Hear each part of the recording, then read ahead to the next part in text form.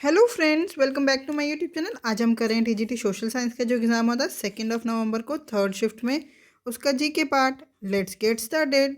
Question number 1, in which year was the first periodic labour force survey conducted in India. देखो, periodic labour force survey launched कौन करता है? Launched by National Statistical Office. और first time launch कब हुआ था? ये हुआ था 2017-18। Option number 3 is the correct answer. यहाँ लिख देते हैं launch by National statistic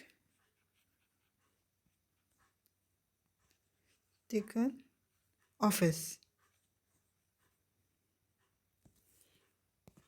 question number 2, which state और union territory in India has the second highest sex ratio as per census 2011। Second highest है वो तो देख लेंगे। फर्स्ट हाइएस्ट सेक्स रेशियो मतलब हाइएस्ट सेक्स रेशियो कौन से स्टेट का या यूटी का था? वो है केरला। ये तो सबको ही पता होगा। और कितना था? 1089 फीमेल्स पर 1000 मेल्स। यस। एंड सेकेंड वो यूनियन टेरिटरी का था, that is Puducherry. Option number 4 is the correct answer. Puducherry का कितना था? 1037 फीमेल्स पर 1000 मेल्स। और यहाँ पे हमें लीस्ट भी पता होना चाहिए।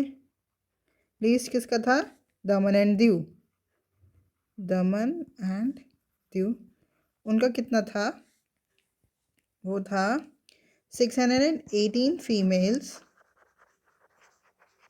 पर 1000 मेल्स। सॉरी, मैंने ये 1089 बोल दिया, ये 1084 है शायद। हाँ, 1084 फीमेल्स हैं केरला का फॉर जो हाईएस्ट है सेक्शन।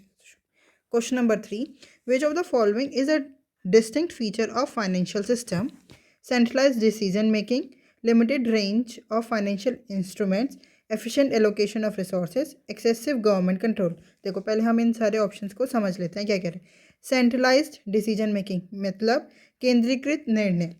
अगर डिसीजन मेकिंग पूरा सेंटर पे ही होगा तो कैसे काम होगा? क्योंकि फाइनेंशियल सिस्टम में तो बहुत सारे पार्टिसिपेंट्स इन्वॉल्व होते हैं, लाइक बैंक्स, मार्केट्स जो कैपिटल मार्केट होती है, इंस्टीट्यूशंस, इन्वेस्टर्स। तो इन सब के डिसीजन मेकिंग मैटर करते हैं, तो वन सेंट्रलाइज्ड डिसीजन मेकिंग नहीं हो सकता। Limited range of financial instruments, this means only a few financial tools like loans or deposits, but financial instruments में तो बहुत सारे variety of instruments होते हैं ना, shares, bonds, debentures, mutual funds, insurance and so on। shares मैं लिख देती हूँ थोड़े से, bonds, mutual funds, insurance etcetera. तो ये भी नहीं हो सकता है ना। Efficient allocation of resources, yes. Distinct feature of financial system क्या है? एफिशिएंट एलोकेशन ऑफ रिसोर्सेज, संसाधनों का कुशल आवंटन। जब एफिशिएंट तरह से एलोकेशन होगा तभी तो ये एक फाइनेंशियल सिस्टम अच्छी तरह चल पाएगा। फोर्थ क्या है? Excessive government control. जब गवर्नमेंट का बहुत ज़्यादा कंट्रोल होगा तो एफिशिएंसी रिड्यूस हो जाएगी, फ्लेक्सिबिलिटी रिड्यूस हो जाएगी। तो ये एक पॉजिटिव और डिस्टिंक्ट फीचर नहीं बन पाएगा। फाइनेंशियल सिस्टम को अच्छी तरह फ्लो करने के लिए गवर्नमेंट का एक्सेसिव कंट्रोल नहीं होना चाहिए। क्वेश्चन नंबर 4, आंसर बता दिया ना मैंने? हाँ। Question number 4, which state won the silver medal in the under 18 girls 1000 metre medley relay at the 40th national junior athlete championship?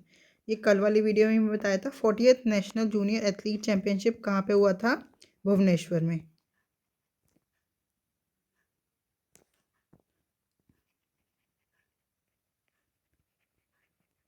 और कौन से स्टेडियम में? कलिंग स्टेडियम। कलिंग स्टेडियम। उन्होंने पूछा है सिल्वर मेडल, तो हम यहाँ पे गोल्ड भी डिस्कस कर लेते हैं, सिल्वर भी और ब्रॉन्ज भी।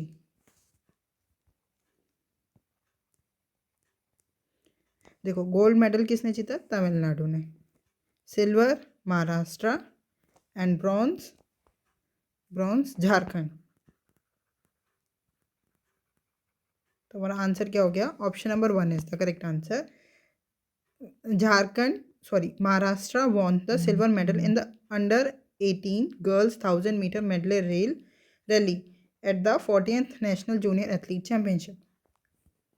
Question number 5. The book City of Jinns, A Year in Delhi was written by which of the following authors?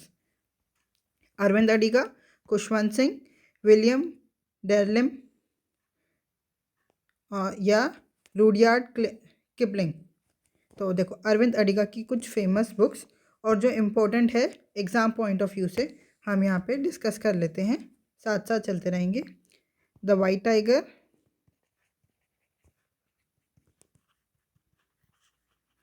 Last Man in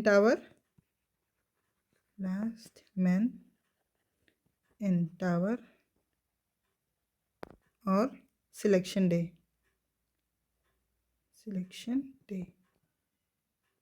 and Khushwant Singh की famous books Train to Pakistan,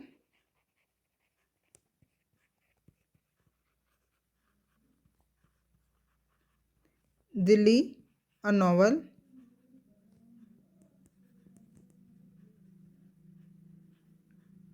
the History of the Sikh, the History of the Sikh,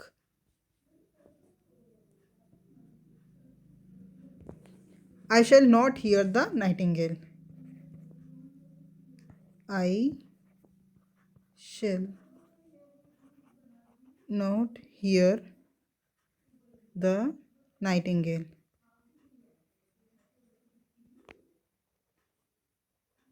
ठीक है। William डेरलिम्प इन्होंने ही लिखा city of jeans a year in Delhi. Option number 3 is the correct answer. और Rudyard Kipling, इनकी भी कुछ books देख लेते हैं जो इम्पोर्टेंट है एग्जाम पॉइंट ऑफ व्यू से। The jungle book,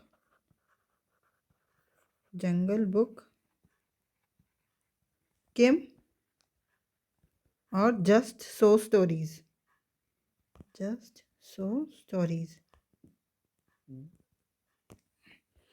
question number 6, how many sections were included in भारतीय न्याय संहिता इन जुलाई 2024? देखो भारतीय न्याय संहिता ने रिप्लेस किया है इंडियन पीनल कोड को, आईपीसी 1860 जो 1860 में बना था। और आईपीसी 1860 में कितने सेक्शंस थे, 511 सेक्शंस थे। और अभी जो ये भारतीय न्याय संहिता बना है इसमें कितने सेक्शंस है, 358। Option number 3 is the correct answer. Question number 7, which of the following statement is incorrect regarding the functions of जिला परिषद? It coordinates the functions of various panchayat samitis. It directly distributes the funds allocated by the state to gram panchayats. It examines and approves the budget of panchayat samitis. Fourth, it advises the state government on development activities in the district. देखो जिला परिषद सीधा state ग्राम पंचायत से सीधा ग्राम पंचायत को funds distribute नहीं कर सकती है, वो किसके थ्रू जाएगी, पहले पंचायत समिति देन ग्राम पंचायत, मतलब ऐसे वो सीधा ग्राम पंचायत के पास नहीं जा सकती, फंड डिस्ट्रीब्यूट नहीं कर सकते। तो हमारा आंसर क्या हो गया, option number 2 is the correct answer. या तो वो पहले पंचायत समिति को देगी या recommendation on the basis of state finance commission, जैसा स्टेट फाइनेंस कमीशन कहेगा उसके हिसाब से करेगी। Question number 8, Hola Mohalla festival is mainly celebrated in which of the following Indian states? Punjab, Himachal Pradesh, Bihar या राजस्थान? देखो होला मोहल्ला कहाँ का फेस्टिवल लग रहा है, नाम से ही लग रहा है ये पंजाब का फेस्टिवल है। तो आंसर क्या हो गया हमारा, पंजाब। होला मोहल्ला is a Sikh festival mainly celebrated in Punjab, specially कहाँ पे, अनंतपुर साहिब में। पुर साहिब में सेलिब्रेट होता है। और ये होला मोहल्ला को स्टार्ट किसने कराया था? गुरु गोबिंद सिंह जी ने। गुरु गोबिंद सिंह जी ने स्टार्ट कराया था। और इसमें होला मोहल्ला फेस्टिवल में क्या करते हैं मेनली?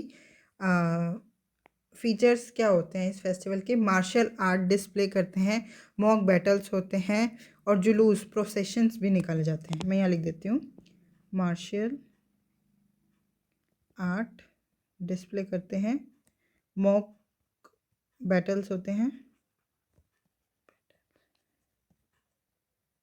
और प्रोसेशंस। ठीक है। हिमाचल प्रदेश, बिहार और राजस्थान के भी कुछ इंपॉर्टेंट फेस्टिवल देख लेते हैं। हिमाचल प्रदेश के क्या क्या हैं? यह है कुल्लू दशहरा, कलर चेंज, कुल्लू दशहरा, लोसर, पुलिया, सॉरी पुलिया नहीं, फुलिया, PHULIACH। ठीक है। बिहार, बिहार के छठ पूजा, छठ पूजा, सोनपुर मेला, सोनपुर मेला और पितृपक्ष मेला।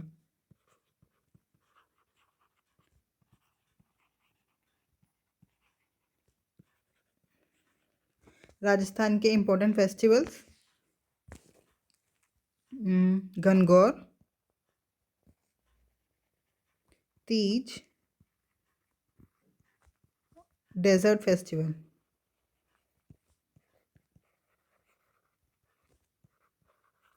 ठीक है। Question number 9, digital locker aims to digitally empower citizens by providing secure access to which of the following? Authentic digital document, online shopping services, online entertainment या सोशल मीडिया प्लेटफॉर्म। देखो, डिजी लॉकर ये एक government का initiative है ताकि हमारे को digitally empower citizen बन सके हम, by providing secure storage and access to authentic digital documents. तो ये डिजी लॉकर में आपको पता भी होगा, अगर इनमें से आपको आंसर तो वैसे पढ़ के पता ही चल गया होगा। वैसे आप डिजी लॉकर में आपने देखा होगा कि आपका ड्राइविंग लाइसेंस, आधार कार्ड, मार्कशीट्स, 10th और 12th की मार्कशीट्स या कोई भी ऐसे डॉक्यूमेंट जो आपको चाहिए होता है वो आप डिजी लॉकर में कर लेते हो। बस अपना आधार कार्ड से लॉगिन करके सब आ जाता है उसमें। तो क्या है? Authentic digital documents. Option number 1 is the correct answer.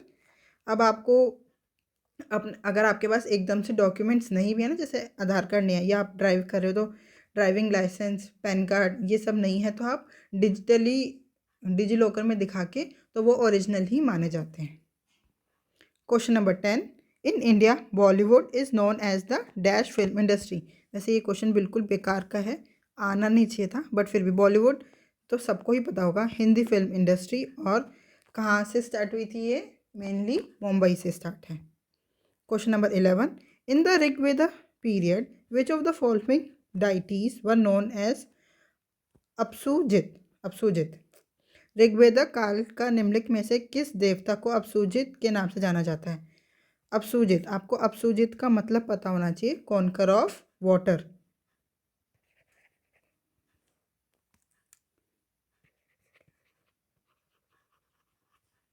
Of water. और ये किसको बोलते हैं? इंद्रजीत, इंद्र को। Option number 2 is the correct answer. हम एक बार, अब ऋग्वेद की बात आ गई है तो हम ऋग्वेद के बारे में कुछ फैक्ट्स जान लेते हैं। ऋग्वेद, देखो ये ओल्डेस्ट वेदा है, पता है ना, 4 वेदा हैं, ऋग्वेद, यजुर्वेद, सामवेद, अथर्ववेद। तो सबसे ओल्डेस्ट वेदा ऋग्वेदा है। इसके अंदर हैं 10 मंडल्स।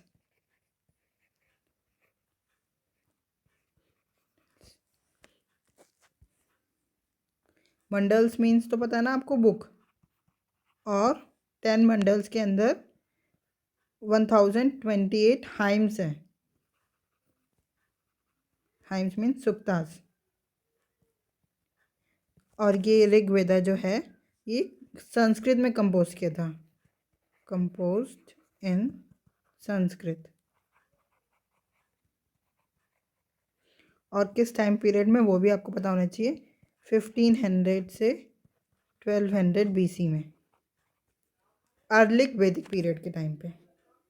ठीक है। Question number 12, in which state did the prime minister of India inaugurate India Energy Week in February 2024?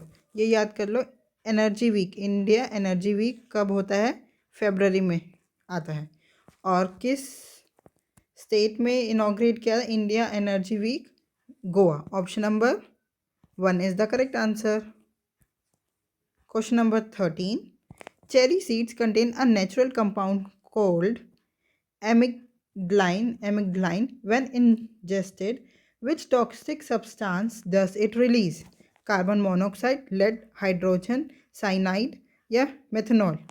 तो जब हम चेरी सीड्स में एक कौन सा टॉक्सिक सब्सटेंस निकलता है वो ये पूछ रहे हैं, तो वो निकलता है hydrogen cyanide. Option number 3 is the correct answer. Hydrogen cyanide की शॉर्ट फॉर्म HCN होती है, और इसमें कोई ऐसा और कुछ एक्सप्लेन करने का है ही नहीं। Question number 14, in February 2025 which Indian city hosted a 3-day international bird festival to promote bird tourism? Kumarakom, Bharatpur, Prayagraj या चिल्का लेक? तो किसने बर्ड फेस्टिवल इनॉग्रेट किया था? प्रयागराज में। Option number 3 is the correct answer. किसके साथ? अभी प्रयागराज में क्या मेन फेस्टिवल होता है? महाकुंभ। महाकुंभ के साथ ही ये फेस्टिवल हुआ था 2025। ठीक है। अब कुमरकोम ये किसके लिए फेमस है, एक बार ये भी देख लेते हैं। Kumarakom is famous for Kumarakom bird sanctuary, और ये कुमरकोम है कहाँ पे? केरला में। Famous for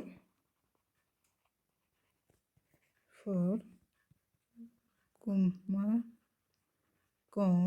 bird sanctuary.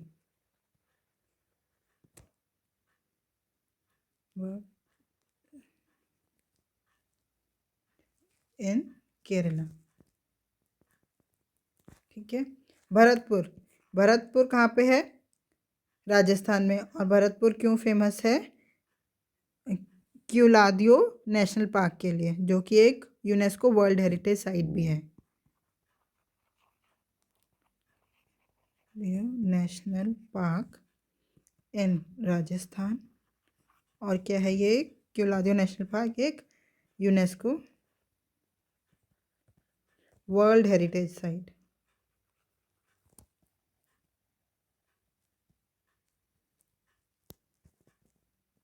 ठीक है। चिल्का लेक कहाँ पे है? ओडिशा में। और एशिया की लार्जेस्ट ब्रैकिश वाटर लगून है ये। क्या? Asia's largest brackish water lagoon.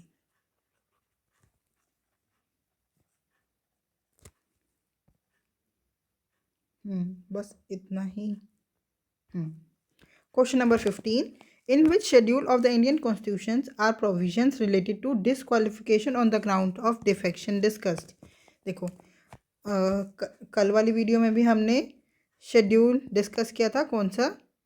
11th schedule and 12th schedule. कौन कौन सा था ये? पंचायत का और ये म्यूनिसिपैलिटीज़ का। और कौन सा अमेंडमेंट से एक्ट किया था ये? 73rd अमेंडमेंट और ये 74th अमेंडमेंट। अब हम यहाँ पे सारे शेड्यूल डिस्कस कर लेते हैं। देखो, जब हमारा कॉन्स्टिट्यूशन बना तो उसमें 8 शेड्यूल थे, फिर 4 और ऐड हो गए, 9, 10th, 11th एंड 12th। और कौन कौन से अमेंडमेंट से वो भी मैं यहाँ डिस्कस कर लूँगी, ईयर भी। बस आपको ये याद करेंगे, अगर आप, मैं शॉर्ट ट्रिक बताऊँगी उसी से ही हमारा याद हो जाएगा। और आपको फिर बस नाम पढ़ा आपने डिस्क ऑन डिफेक्शन, सीधा आंसर लगाना है। देखो हम याद कर, यहाँ पे लिख लेते हैं schedules. Short form, short trick क्या है? Tears of old PM. ठीक है, अब हम, ये तो हो गया हमारा शॉर्ट फॉर्म। अब हम फटाफट लिख लेते हैं। TEARSOFOLD और PM। ठीक है, यहाँ टी से क्या है? Territories and states.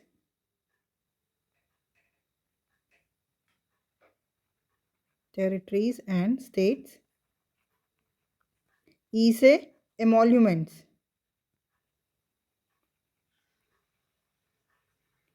ए से अफर्मेशन एंड ओथ।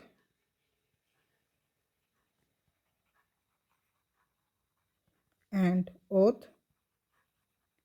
आर से Rajya Sabha seat allocation. Rajya Sabha seat allocation. S से शेड्यूल्ड एरियाज।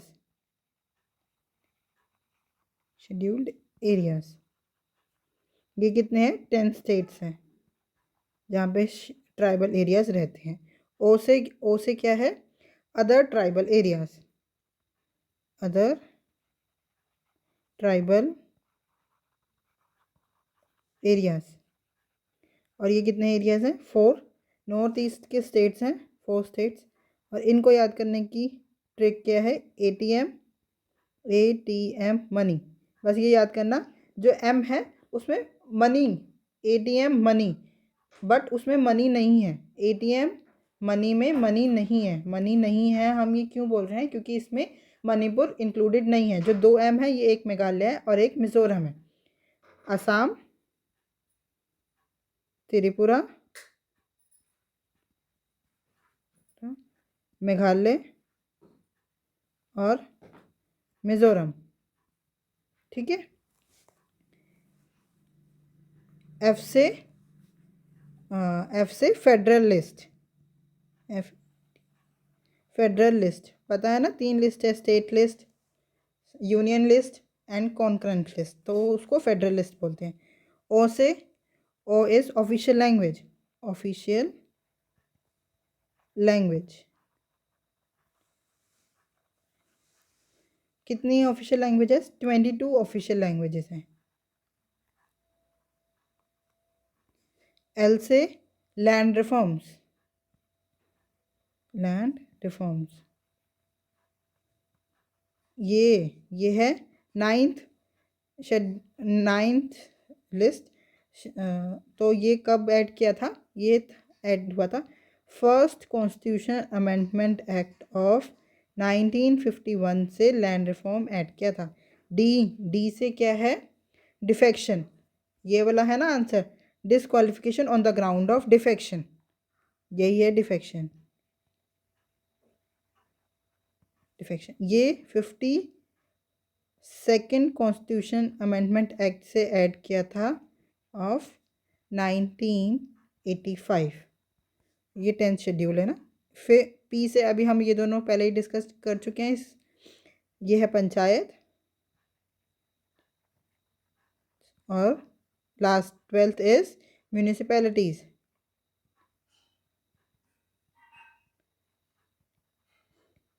पंचायत ऐड हुआ था 73rd constitution amendment act of 1992 और municipalities is 74th constitution amendment act of 1993। I hope आपको ये समझ में आ गया हो। और ये लर्न करने की बहुत अच्छी ट्रिक है, आपको ये लर्न हो ही जाने चाहिए अब। तो आंसर क्या हो जाएगा हमारा? Disqualification on the ground of defection is schedule 10th। Option number 4 is the correct answer. Question number 16. What was the unemployment rate in urban areas for person aged 15 years and above during January to March 2024? क्या था unemployment rate? That is 6.7%. Option number 4 is the correct answer. Question number 17. Which of the following is considered the transitional phase from Paleolithic to the Neolithic period in India? निम्नलिखित में से किसे भारत में पूरा पाषाण काल से नव पाषाण काल तक की संक्रमण अवस्था के रूप में जाना जाता है? Upper palaeolithic period, chalcolithic period, mesolithic period या ब्रॉन्ज एज? हम एक बार डिस्कस कर लेते हैं कि इन जो पीरियड में क्या क्या होता था।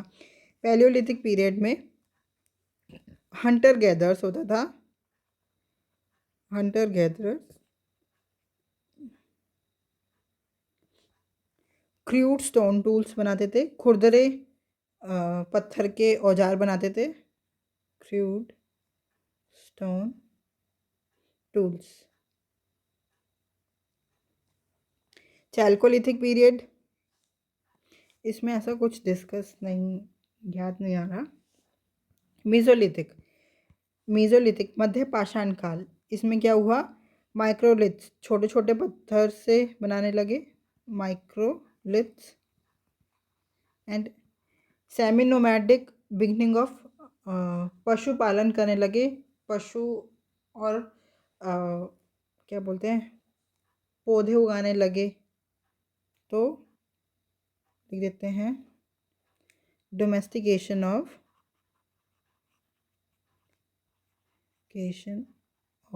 Plants and animals. और नियोलिथिक पीरियड यहाँ पे दिया है ना, नियोलिथिक पीरियड, तो हम यहाँ डिस्कस कर लेते हैं। नियोलिथिक पीरियड, उसमें क्या हुआ? सेटल्ड एग्रीकल्चर, सेटल्ड एग्रीकल्चर,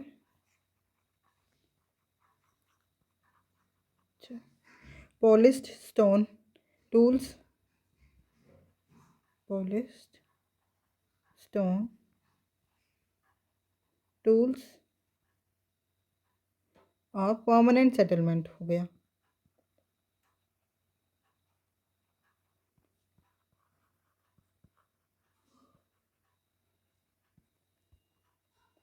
तो which transitional phase from palaeolithic period to neolithic period is Mesolithic period. Option number 3 is the correct answer. Question number 18. The Swamitwa scheme launched by the central government is related to which of the following? केंद्र सरकार द्वारा शुरू की गई स्वामित्व योजना निम्नलिखित में से किस से संबंधित है? Promoting girls education, providing loans to small industries, poverty alleviation, insurance of legal ownership card. Yes, स्वामित्व की अगर आपको फुल फॉर्म पता है तो आपको इसका आंसर फटाफट आ जाएगा। हम पहले वही डिस्कस कर लेते हैं। स्वामित्व, survey of villages and mapping with improvised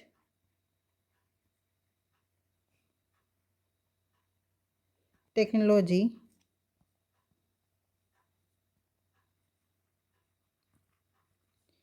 in village areas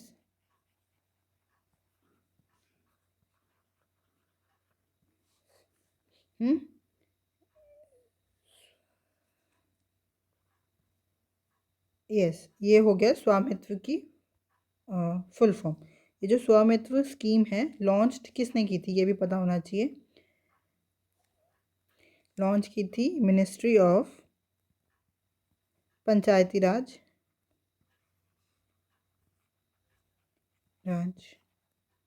कब?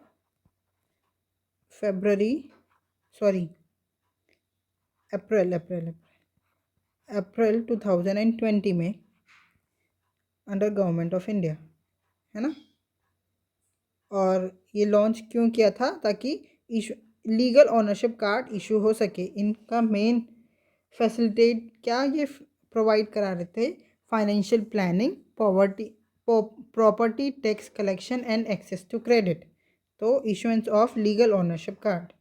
Question number 19. Which of the following statement is incorrect regarding the 17th edition of IPL 2024? 10 teams participated in 17th edition of IPL. Kolkata Knight Riders won the tournament. Sunrise Hyderabad was the runner-up. Jasprit Bumrah won the purple cap of the tournament. देखो 10 teams participate किया था, ठीक है। Kolkata Knight Riders ने tournament जीता था, ठीक है। सनराइज हैदराबाद रनर अप थे, ये भी ठीक है। Jasprit Bumrah won the purple cap of the tournament, नहीं ये गलत है। किसने पर्पल कैप जीती थी? हर्षल पटेल ने, हर्षल पटेल, क्योंकि ये हर्षल पटेल कौन सी टीम से थे? पंजाब किंग्स, पंजाब किंग्स, और इन्होंने मोस्ट विकेट ली थी, इसलिए इनको पर्पल कैप मिली थी, मोस्ट विकेट। तो आंसर क्या हो गया हमारा? Option number D is the correct answer.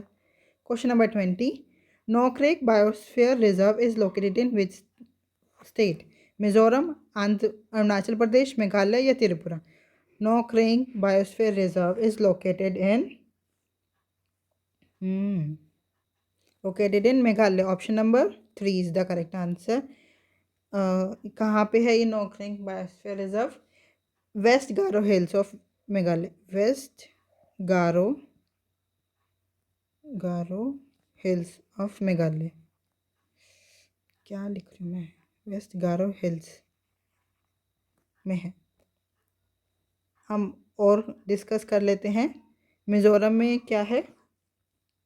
Mizoram में बायोस्फीयर रिजर्व है, like Murlen national park, Murlen national park, और अरुणाचल प्रदेश का नेशनल बायोस्फीयर रिजर्व जैसे नामदफा,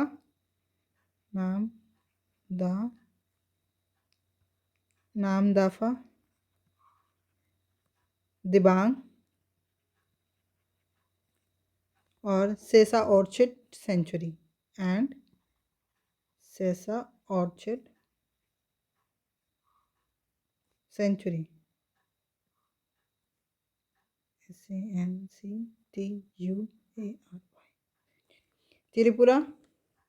त्रिपुरा में बायोस्फीयर रिजर्व है Ruma national park, Ruma national park. I hope आपको ये 20 क्वेश्चन समझ में आए होंगे। अच्छा, अगर आपको कोई भी डाउट है तो आप हमसे जुड़ सकते हैं @mathsps1 टेलीग्राम चैनल पे। Thank you, keep learning, keep practising.